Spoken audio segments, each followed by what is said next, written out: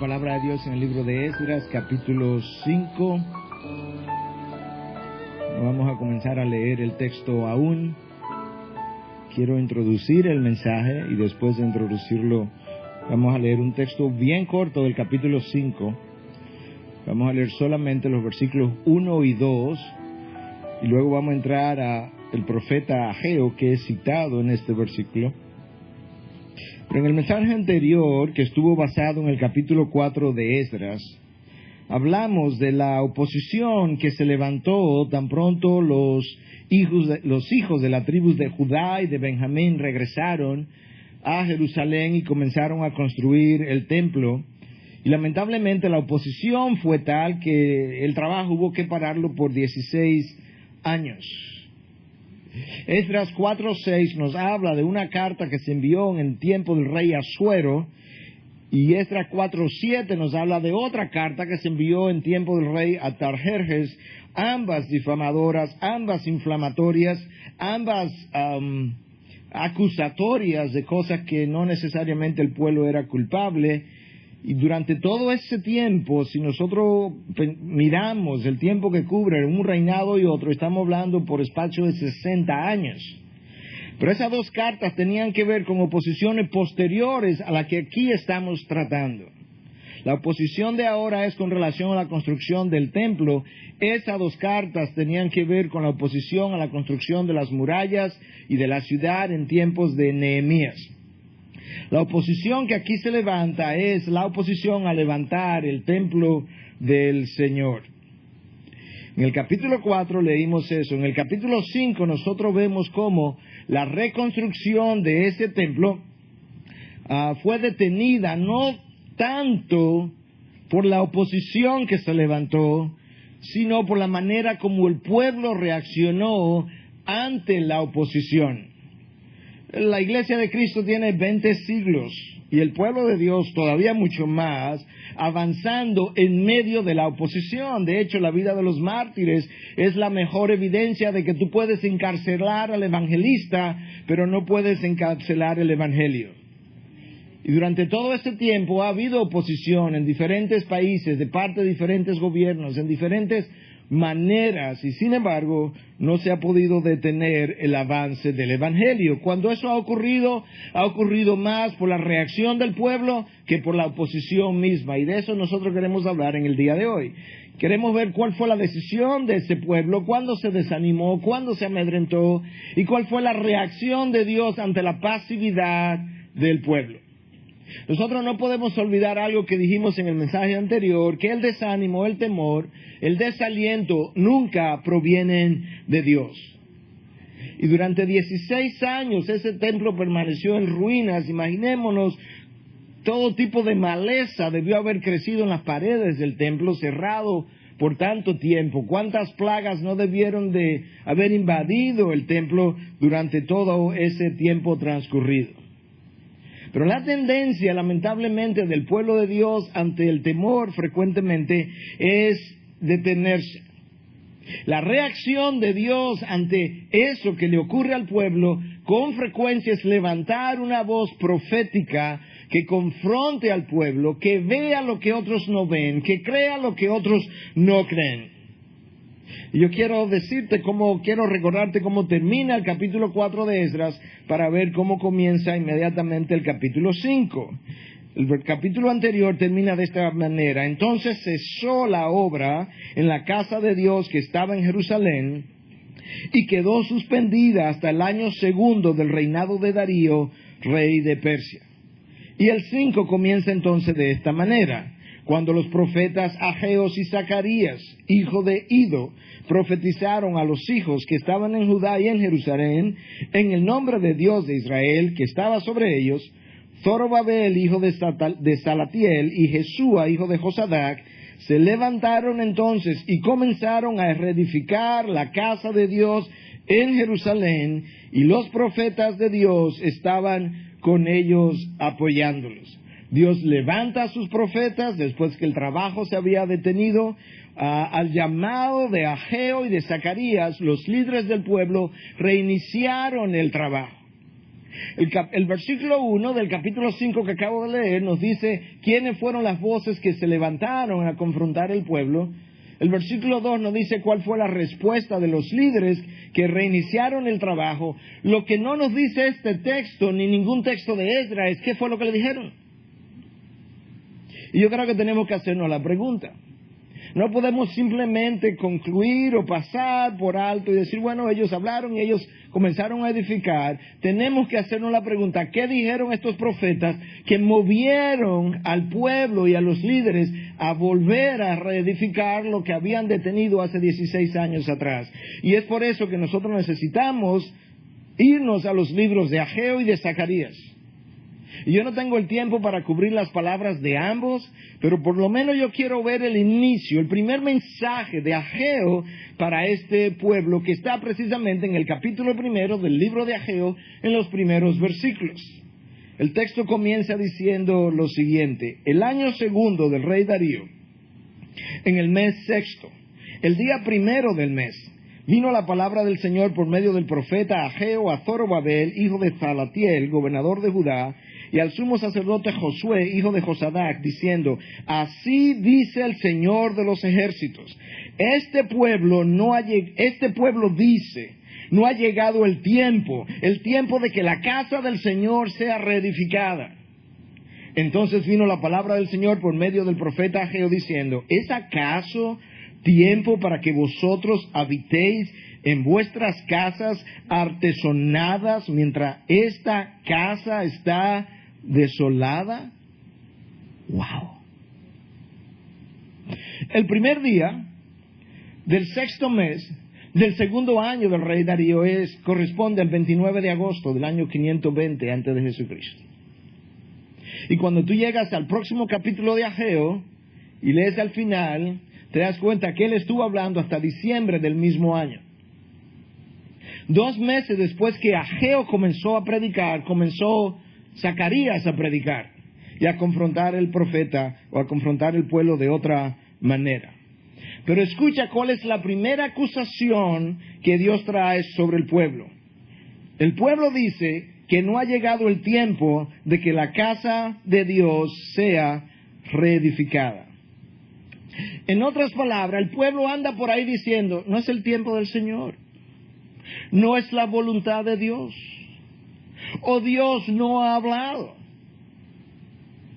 Qué fácil nosotros racionalizamos nuestros miedos, nuestros desánimos, nuestros desalientos. En vez de decir, ¿sabes una cosa? Después de 70 años en el exilio, en Babilonia, llegar aquí a encontrar esta oposición, eso nos desalentó, eso nos desanimó. Realmente tenemos miedo. En vez de confesar que el problema estaba en ellos racionalizaron las circunstancias y dijeron: el problema es que el tiempo del Señor no ha llegado. En vez de decir lo que no tenemos es la valentía del Señor. Si el apóstol Pablo se hubiese amedrentado cada vez que hubo oposición, nunca hubiese salido de Tarso, donde él nació. Y muchas veces nosotros pensamos, cuando las cosas no van saliendo bien, bueno, es que debe ser que no es el tiempo del Señor. Eso tiene que ser que el Señor no está en medio de eso. ¿Tú recuerdas cuando el Señor estaba en la barca? Ya no en la montaña, como el episodio del domingo pasado, en la barca, durmiendo, en medio de ellos, y teniendo al Señor físicamente presente, se levantó una tormenta que amenazaba con hundir la barca, y Marcos dice que ya la barca se abnegaba de agua, teniendo a Dios en medio de ellos físicamente. La plenitud de la presencia de Dios en medio nuestro no garantiza que los problemas no surgirán. Me imagino a los discípulos antes de levantar al Señor, fueron del Señor y le dijeron: Señor, ¿no te importa que perezcamos? Como qué insensible eres tú. Pero quizás ellos hubiesen podido estar razonando. Bueno, yo creo que no era la voluntad de Dios, porque mira lo que nos pasó. No era la voluntad de Dios estar en medio de ellos, levantar la tormenta y probar su fe. De manera que nosotros necesitamos recordar y ser cuidadosos cuando tratamos de interpretar lo que Dios está haciendo. La primera reacción no bíblica ante las circunstancias, ante los problemas, es concluir que estamos fuera de la voluntad de Dios. Y eso es una de las maneras como con cierta frecuencia concluimos. Cuando ellos estuvieron tranquilos, en paz, que es cuando pensamos que estamos en medio de la voluntad de Dios, cuando ellos estuvieron tranquilos, en paz, sin oposición, sin ser amedrentados, fue durante esos 16 años donde ellos estaban fuera de la voluntad de Dios. Cuando ellos tuvieron dificultades y problemas fue antes de ese tiempo, cuando estaban medio a medio de la voluntad de Dios, tratando de edificar el templo. Y lamentablemente nosotros tenemos esta ecuación en la mente que no podemos deshacernos de ella. Si algo sale mal, hey, Dios no estaba en eso.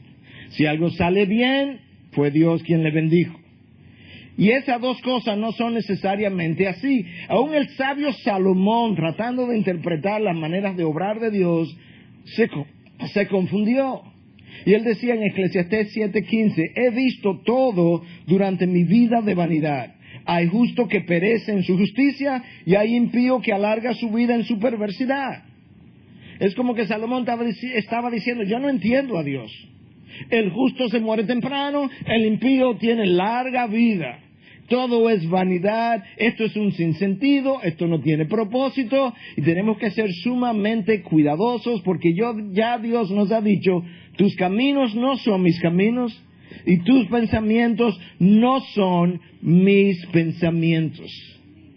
Cuando de Dios se trata y de entender lo que Él está haciendo, no podemos apresurarnos, tenemos que esperar, revisar, mirar hacia atrás y frecuentemente es más bien en el futuro, mirando hacia atrás cuando interpretamos lo que Dios estaba tratando de hacer o hizo. La segunda manera no bíblica de responder ante la adversidad es acomodarnos, dándole prioridad a nuestras agendas o proyectos personales y relegar el trabajo del Señor a un segundo plano. Y usted dirá, ¿dónde está eso? Está en el texto de Ageo, en la primera confrontación que el Señor trajo, Ageo 1:4. ¿Es acaso tiempo para que vosotros habitéis en vuestras casas artesonadas mientras esta casa está desolada?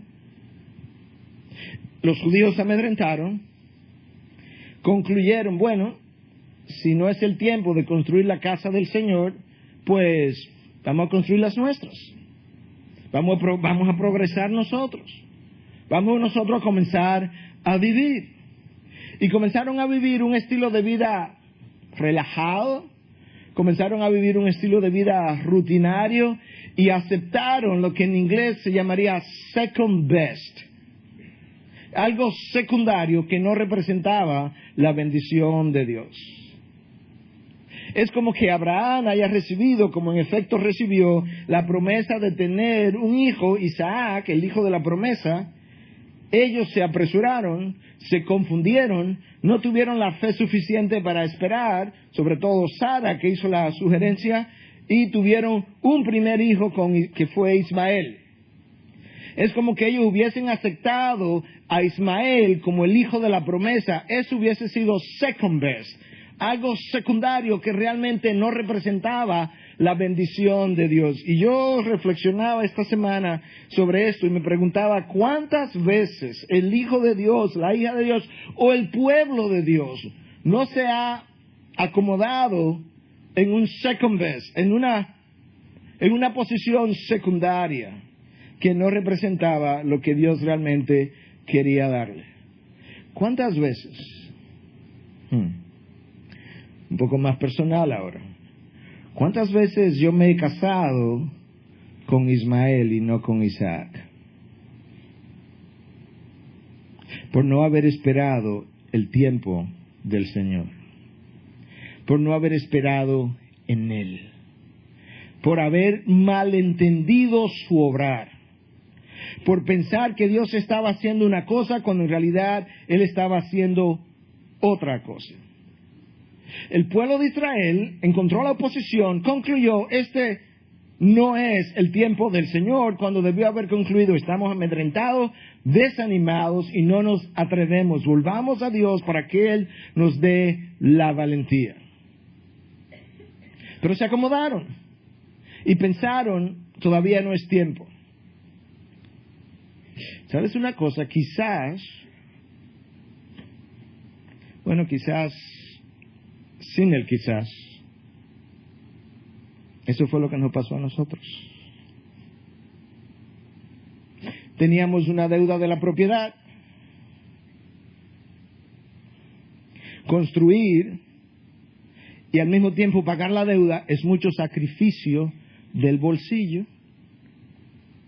Quizás lo que teníamos que hacer es esperar 3 o 4 años cómodamente en el lugar donde estábamos acomodados, pagar la deuda cómodamente sin sacrificio, comenzar a construir posteriormente sin ningún sacrificio. ¿Es posible?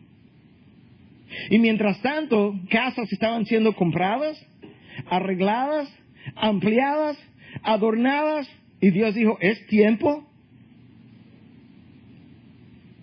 Cuando la IBI no está dando conforme a sus ingresos, ¿es tiempo de estar agrandando sus casas? Mientras mi casa esperada por ustedes aún no comienza a ser construida y otras son compradas, agrandadas, adornadas y todavía las personas, mis hijos, no dan conforme a sus ingresos. ¿Es tiempo de hacer eso?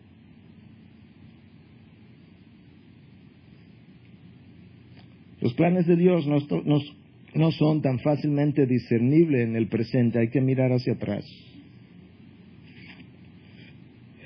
Cuando esas cosas ocurren, el pueblo comienza a acomodarse, y cuando se acomoda, si Dios no interviene, comienza a descender en una espiral hasta que toca fondo. Y gracias a la misericordia y a la gracia de Dios, que con frecuencia Él nos detiene en la espiral, interviene, nos levanta, nos confronta y nos ayuda a caminar en la dirección que debiéramos ir caminando, porque de lo contrario, el corazón comienza a endurecerse. Y cuando el corazón comienza a endurecerse, hay una tercera forma no bíblica de reaccionar ante las circunstancias. Y es que acusamos a Dios, o acusamos a los líderes, o acusamos a otros de estar en la circunstancia en que estamos. Algo que Moisés tuvo que padecer por 40 años. La acusación continua de que tú, Moisés, eres el culpable de que estemos donde nosotros estamos. Algo que tú no escuchas nunca ni de los profetas de Dios, ni de los líderes del Nuevo Testamento, ni de los mártires de la iglesia durante 20 siglos. Esa forma de acusar a Dios o de acusar a otros, de yo estar donde estoy, es una forma no bíblica de reaccionar ante las circunstancias. Ya nosotros hemos visto cómo una forma de reaccionar no bíblica ante la circunstancia es amedrentándonos. La otra manera de reaccionar es concluir que cada vez que hay algo que no anda bien, esa no es la voluntad de Dios. Otra manera no bíblica de reaccionar es acomodarnos, esperar y estar acomodados, esperando supuestamente por el verdadero tiempo de su voluntad. Y una tercera forma o cuarta forma es la de acusar a otros, a Dios, a los líderes, de habernos llevado por el camino donde nosotros estamos. Cada uno de nosotros es responsable de su propio andar de acuerdo a la palabra. El pueblo es juzgado por Dios, por el pueblo nunca entendió, nunca puso una cosa al lado de la otra, de que la situación social y económica de la nación se debía a su problema espiritual. Oye cómo Ageo lo dice en los versículos 5 y 6. Ahora pues, así dice el Señor de los ejércitos, considerad bien vuestros caminos, sembráis mucho pero recogéis poco. Coméis, pero no hay suficiente para que os saciéis. Bebéis, pero no hay suficiente para que os embriaguéis. Os vestí, pero nadie se calienta. Escucha ahora, y el que recibe salario en bolsa rota. Wow. El pueblo nunca pensó las condiciones sociales y económicas en que nosotros estamos son una consecuencia directa de nuestra condición espiritual, donde nos acomodamos, donde no le hemos rendido nuestras prioridades a Dios, donde no le hemos dado a Dios conforme a nuestros ingresos, y nunca pusieron esas dos cosas una al lado de la otra. Y Dios le dice, considerad bien vuestros caminos. No es simplemente considerarlos bien, examínalo detenidamente. Detente a pensar un momento. Durante 16 años el pueblo había estado tranquilo, sin oposición, construyendo, agrandando y adornando sus casas. Y Dios estuvo durante todo ese tiempo juzgando la nación. Es más, Dios a través de Ageo le muestra algo que todavía ellos lo hubiesen pensado mucho menos. No solamente las condiciones sociales y económicas de la nación se debían a que no estaban llenando sus prioridades, sino que las condiciones climáticas de la nación se debían a la misma cosa. Dios comienza diciéndoles, se afanan por sembrar, pero cosechan poco. Comen, pero hay escasez. Beben, pero no se sacian. Se visten, pero nadie se calienta. Faltan indumentarias. Y finalmente reciben salario, pero no alcanza. ¿Suena familiar? Pastor, ¿y eso era consecuencia de atender sus casas antes que la casa del Señor? Eso es exactamente lo que el verso 9, que te lo voy a leer ahora, dice. Ageo 1:9. Esperáis mucho, pero he aquí, hay poco. Y lo que traéis a la casa, yo lo aviento. Porque, escucha ahora, porque, declara el Señor de los ejércitos, por causa de mi casa que está desolada, mientras cada uno de vosotros corre a su casa. De alguna manera, el dinero que traéis a la casa no da porque yo lo aviento. ¿Cómo es eso que yo lo aviento? Lo ganaste para una cosa, pero yo te lo hago gastar en otra cosa. Quizás es que yo estaba soñando con estas vacaciones y ahora tengo que gastarlo en un carro que se me dañó. Yo no sé cómo Dios hace eso. Yo sé que Él lo dice y lo hace. Lo que traes lo aviento, lo soplo.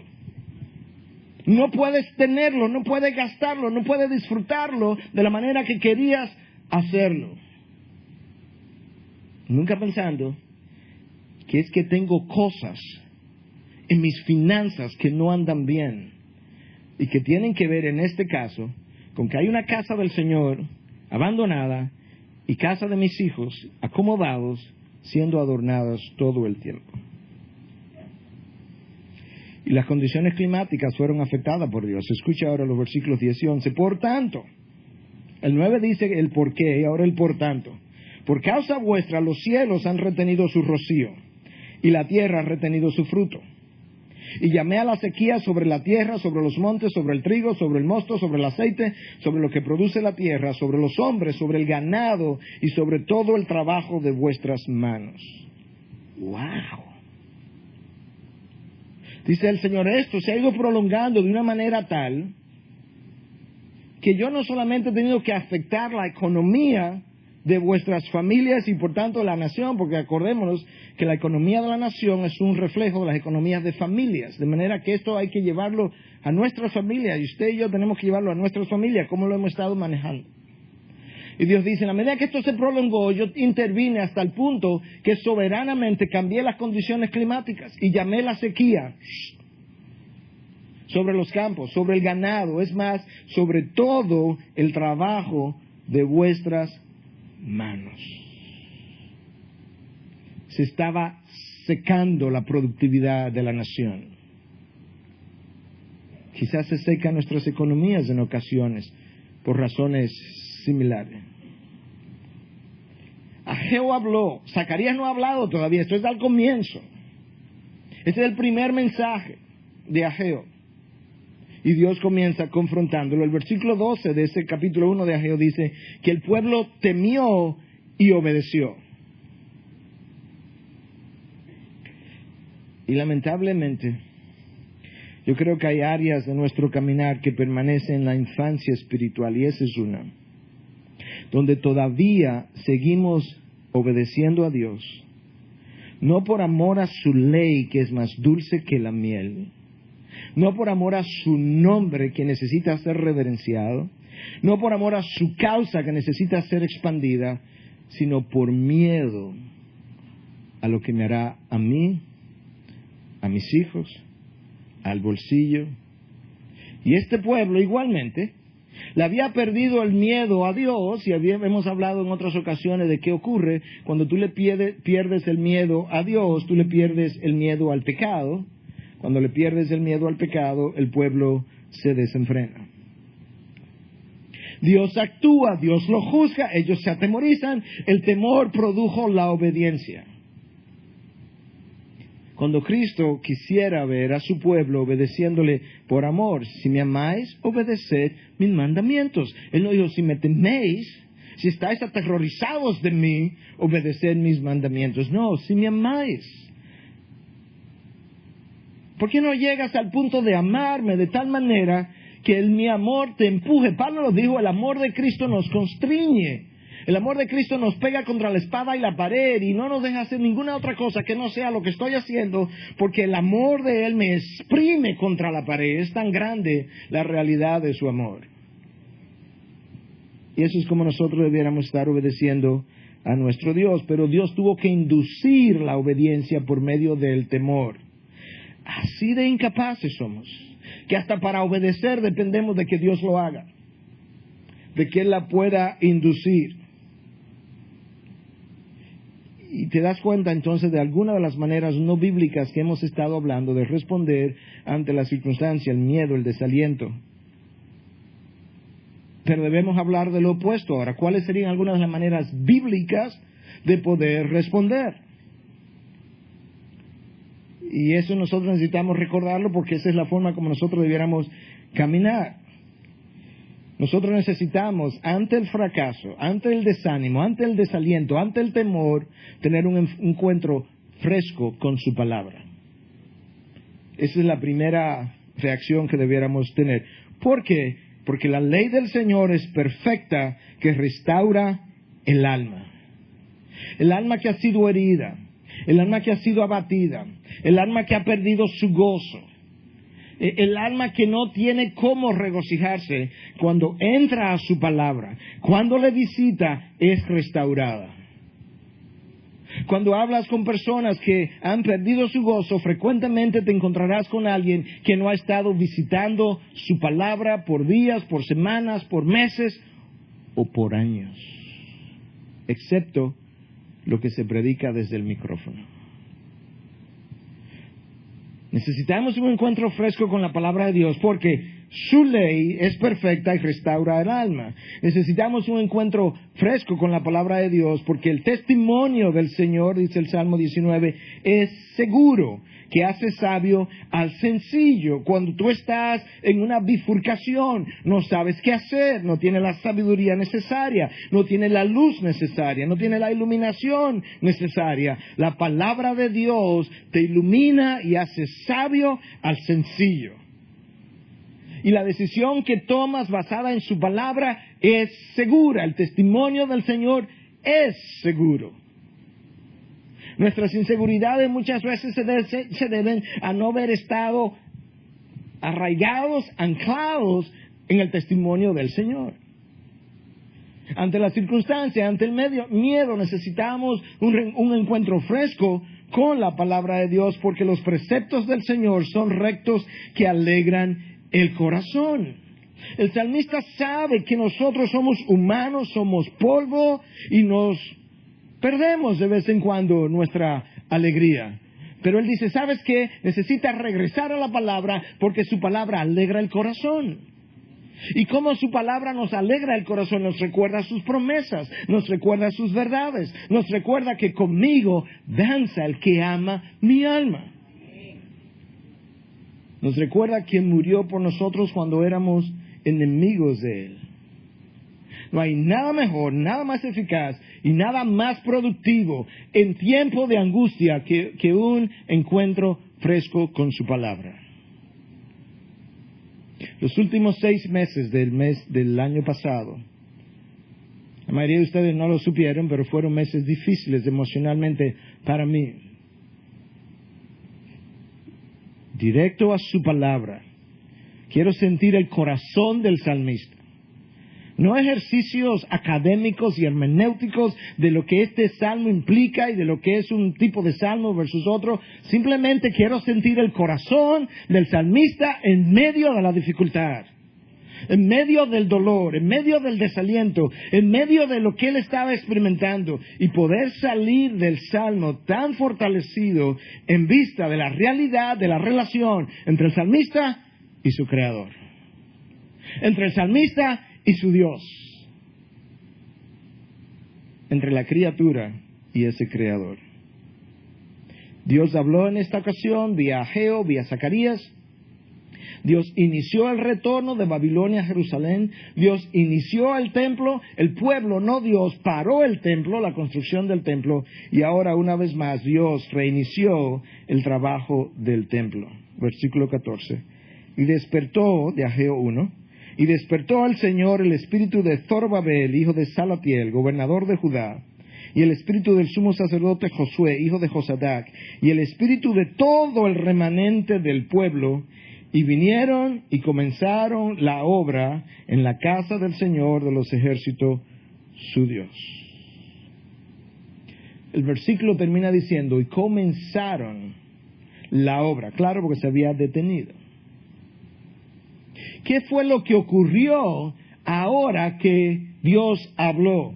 Que organizaron sus prioridades, pusieron sus prioridades en orden. Y eso es uno de los beneficios de la palabra de Dios. Organiza nuestros pasos. El salmista lo dice muy claramente en el Salmo 139, versículo 133. Afirma mis pasos en tu palabra. La reorganización de nuestras prioridades es una consecuencia natural de la visitación frecuente, continua, a veces diaria, idealmente diaria, de su palabra. Cuando encuentras a alguien cuyas prioridades en el proceso se han distorsionado, se han traslocado, se han invertido, eso es usualmente una persona que al mismo tiempo no ha estado visitando la palabra de Dios, porque su palabra nos orienta, nos hace un análisis de nuestras prioridades, nos enseña cuáles están bien, cuáles están mal y cuáles necesitan estar donde no están. Y eso es lo que el pueblo hizo cuando oyó la palabra del Señor. Recordémonos que nosotros tenemos la Biblia escrita en diferentes idiomas y versiones. Ellos no, ellos estaban hablando para escribirla, de manera que la exposición hoy de su palabra es el equivalente a lo que ellos hablaban, que también era su palabra. Y en respuesta a su palabra, vía Ageo, vía Zacarías, el pueblo organizó sus prioridades una vez más, y entonces comenzaron la obra en la casa del Señor. Ageo 1:14. Pero nota, eso es cómo termina el verso. El pueblo comenzó la obra en la casa del Señor. Nota cómo comienza el verso. Y el Señor despertó el espíritu de Zorobabel, de Jesúa y del resto del remanente. Estaban dormidos. Su espíritu había estado dormido en relación a las prioridades que tenían que ver en este caso con la reconstrucción de la casa del Señor. Pero en otros casos, si nosotros nos vemos a nosotros como el templo del Espíritu Santo, muchas veces nosotros no vemos lo desorganizada que está mi vida. ¿Sabe por qué? Porque mi espíritu está dormido. Lo que despierta el espíritu del hombre, el espíritu de la mujer creyente, es un encuentro con la palabra de Dios. Un encuentro con la palabra que tiene que ser usada por el obrar del Espíritu de Dios. Dios despertó la conciencia del pueblo. Su conciencia se había ido endureciendo por años. Esta no es la primera vez que el pueblo oyó a los profetas hablar. Esta no es la primera vez que los profetas le dijeron sus prioridades están desorganizadas. Esta no es la primera vez que los profetas le hicieron saber que las condiciones climáticas tenían que ver con su pecado. Amós nos habla de eso también, capítulo 4. Pero en esta ocasión el pueblo temió y respondió. Cuando tú comienzas a leer el capítulo 5 de Esdras, nos dice que Ageo y Zacarías le profetizaron al pueblo. Tú has visto lo que yo te he leído de esta profecía, no tiene nada de predicción del futuro. Simplemente para enfatizar una vez más que la palabra profecía en su sentido primario es exposición de la voluntad de Dios. Punto.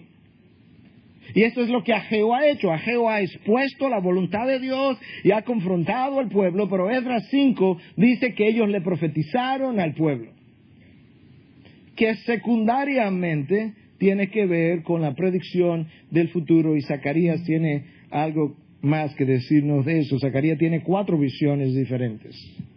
Zacarías era un hombre que tenía la cabeza como en el cielo, Ageo en la tierra. Eso es lo que hay que hacer. Ahora. Y esto es lo que no se está haciendo. Ahora, en este lugar.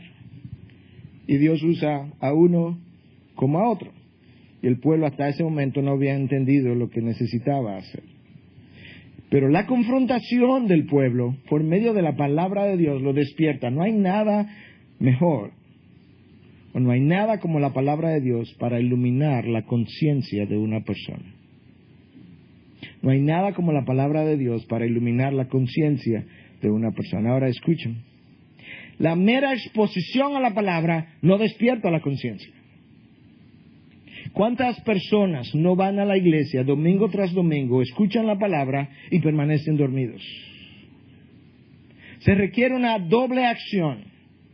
Hay una acción soberana que tiene que ver con la responsabilidad de Dios, de que su Espíritu tiene que hacer eso por medio de la palabra, porque eso es algo que solamente Dios puede hacer.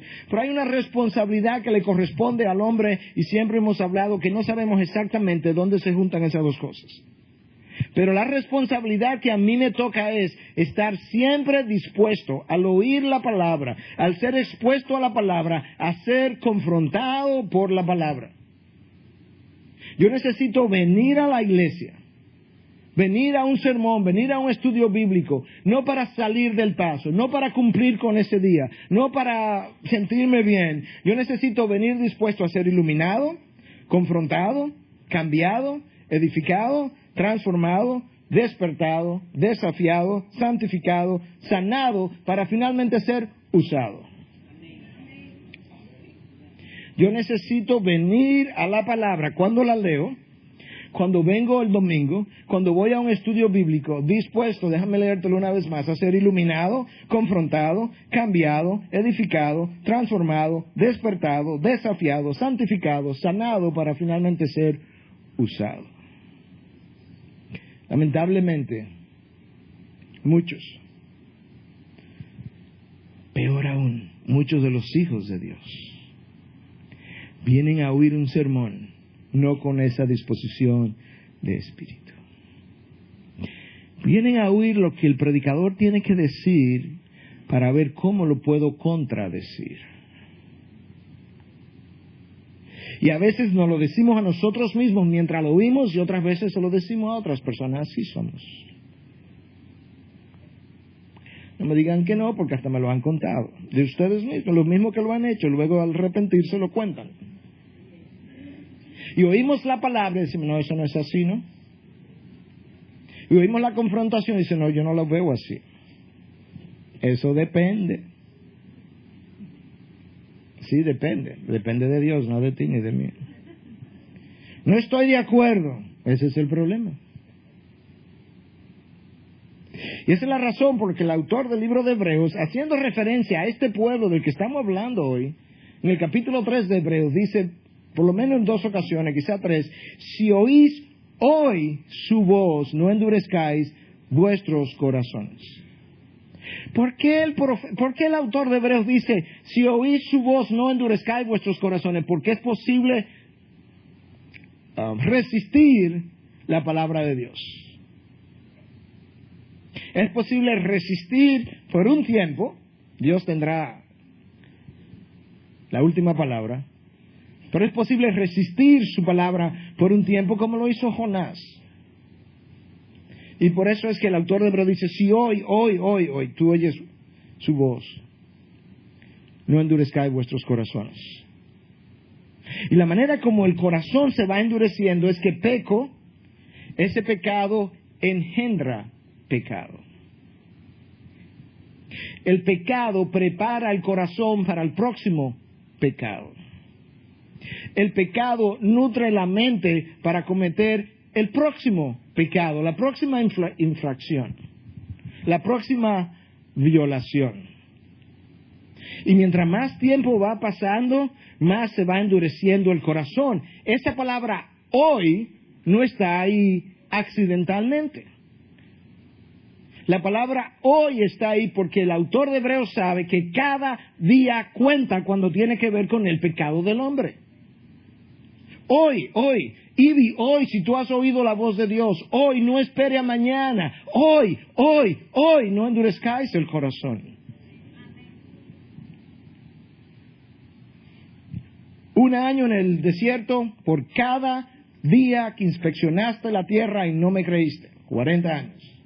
Cada día cuenta. Un año en Babilonia por cada año que no le diste reposo a la tierra. Cada día cuenta cuando tiene que ver con el pecado del pueblo ante Dios. El pueblo de Israel oyó su palabra, no obedeció. La violó, endureció el corazón y cada vez más se hizo más duro, más inflexible, menos dispuesto a responder a la confrontación de Dios. Y el pecado aquí del pueblo obviamente tenía que ver con sus prioridades financieras. Quizás ese no es tu problema. Aunque la experiencia me ha ido enseñando, es el problema de la mayoría de los hijos de Dios. Lo vamos a ver otra vez más, no hoy, en Malaquías, en los tiempos de Nehemías, donde Dios le dice, me están robando. ¿Y cómo le puede robar un hombre a Dios? Sí, me están robando de mis diezmos. Y por eso se están malditos. Pero esa no es la única manera como nosotros somos infieles en las finanzas.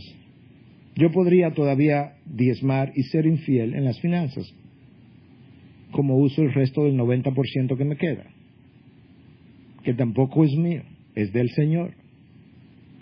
Si hoy oí su voz, no endurezcáis vuestros corazones. Pero quizás tu problema no es de dinero. Quizás es de prioridad. De su palabra, tiempo de oración, tiempo con Él. De su causa, del tiempo que le da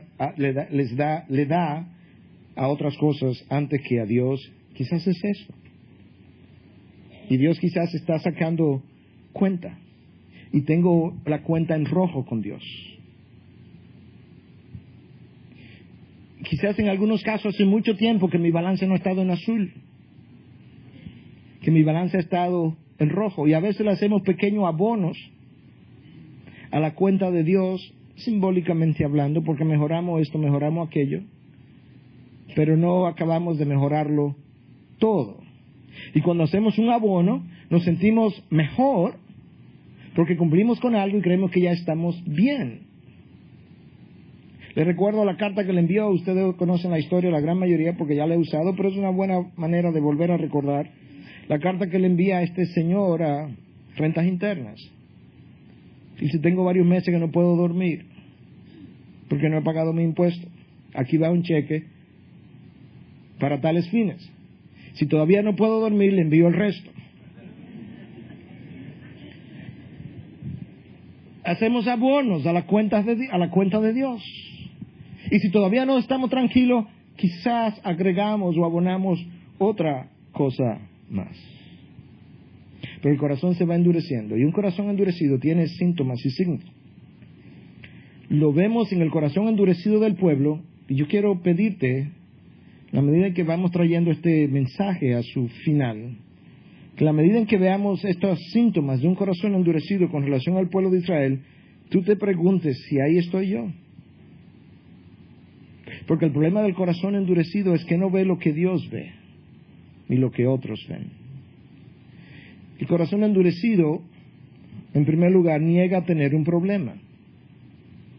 Como el pueblo judío todo el tiempo le negó a los profetas su problema.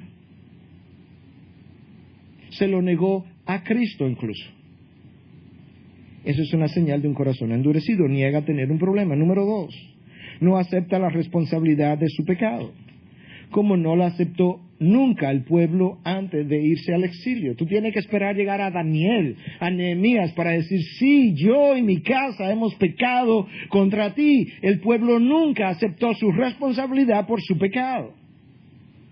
Tienes que esperar llegar a los profetas, un Isaías que dice, yo soy un hombre de labios impuros y habito en medio de un pueblo de labios impuros. El pueblo judío se creyó todo el tiempo que estaba bien. Pero eso pasa a nivel individual también. El corazón endurecido escucha la palabra, pero no la obedece. Como no la obedeció el pueblo. Ellos escucharon a los profetas, pero no obedecieron. El corazón endurecido rechaza todo mediador. Los profetas no eran más que mediadores entre Dios y el pueblo.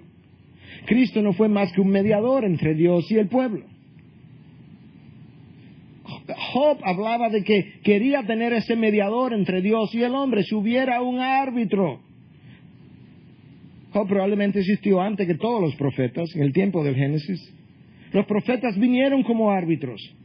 Cristo vino como árbitro y el pueblo rechazó todos los mediadores de Dios. De la misma manera, cuando el corazón se endurece, esa persona rechaza todo mediador, todo consejero. Discute el problema, el corazón endurecido, de manera desafiante, como hizo el pueblo. Discutía desafiantemente con los profetas. Los llamaba todo tipo de cosas, los acusaba. Es más, el pueblo llegó a endurecerse posteriormente, incluso aún después de haber regresado de Babilonia, que cuando Cristo viene y Pilatos estaba tratando de liberar a Jesús, el pueblo de una forma desafiante le dice, deja que su sangre caiga sobre nosotros y sobre nuestros hijos. Corazón endurecido, cuando el mediador viene, discute de manera desafiante.